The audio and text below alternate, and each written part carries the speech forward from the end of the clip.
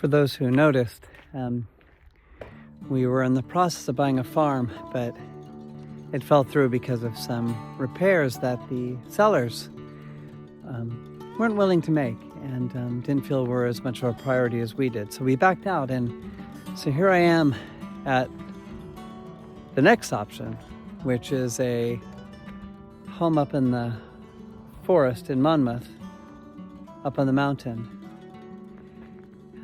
And this is what I'll be looking around today.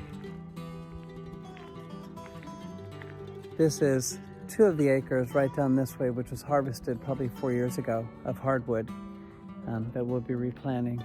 And the property line goes all the way down past that shed. There's the house. And then the property line just goes right down past where you see that garden there. But here's the neat part.